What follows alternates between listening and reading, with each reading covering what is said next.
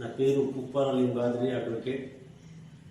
ఈ నెల 18వ తేదీన తెలంగాణ రాష్ట్ర వ్యాప్తంగా తెలంగాణ బీసీజేఏసీ ఆధ్వర్యంలో రిజర్వేషన్లు కల్పించాలని తెలంగాణ రాష్ట్ర వ్యాప్తంగా బంద్ కార్యక్రమం నిర్వహించబోతున్నది. ముఖ్యంగా కొట్ల నియోజకవర్గంలోని బీసీ వర్గానికి చెందినటువంటి అన్ని కులాలకు చెందినటువంటి నాయకులు, కార్యకర్తలు, కుల సంఘాల ప్రజలు 18వ తేదీన శనివారం రోజున బంద్ కార్యక్రమంలో పాల్గొని బంద్ కార్యక్రమాన్ని విజయవంతం చేయగలని కోరుతా ఉన్నాము. ముఖ్యంగా ప్రైవేట్ స్కూళ్లు, ప్రైవేట్ కాలేజీలు, పెట్రోల్ పంపులు, వ్యాపార వర్గాలు దయచేసి బంద్కు సహకరించి విజయవంతం చేయగలరని బీసీజేఏసీ పక్షాన విజ్ఞప్తి చేస్తా ఉన్నాము. రాజకీయ పార్టీలకు అతీతంగా BJP, BRS, Congress, CPI, CPM, Kodandaram party అన్ని పార్టీలకు చెందినటువంటి బీసీ వర్గానికి చెందిన నాయకులు, కార్యకర్తలు పాల్గొని బంద్ను విజయవంతం చేయగలరని బీసీజేఏసీ పక్షాన విజ్ఞప్తి చేస్తా ఉన్నాం.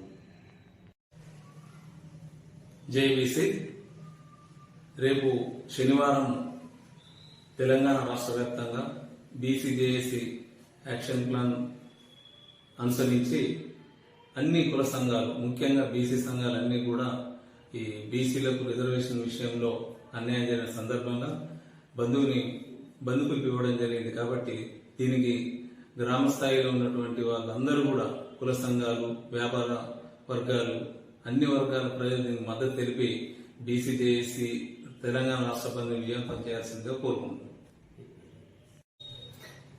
నా పేరు నల్ల వెంకటేశ్వర, బీసీ సంక్షేమ సంఘ జిల్లా వర్కింగ్ ప్రెసిడెంట్. నేను ఏదైతే గవర్నమెంట్ జీవో నెంబర్ 9 ద్వారా స్థానిక సంస్థలకు వెళ్ళిందో అట్టి దాన్ని అగ్రవర్ణాల వాళ్ళు హైకోర్టుకు వెళ్ళి స్టే ఆర్డర్ తీసుకురావడంతో దాంట్లో స్థానిక సంస్థల ఎలక్షన్స్ వాయిదా పడడం జరిగింది. దీని ద్వారా రాష్ట్రం అంతటా కూడా బీసీలకు అన్యాయం జరిగింది. దీన్ని నిరసిస్తూ బీసీ సంక్షేమ సంఘాలు అన్ని కూడా జేఏసీగా ఏర్పడి దాని ద్వారా మనకు ఈ శనివారం అంటే అక్టోబర్ 18వ తారీఖు బంద్కు పిలుపునివ్వడం జరిగింది.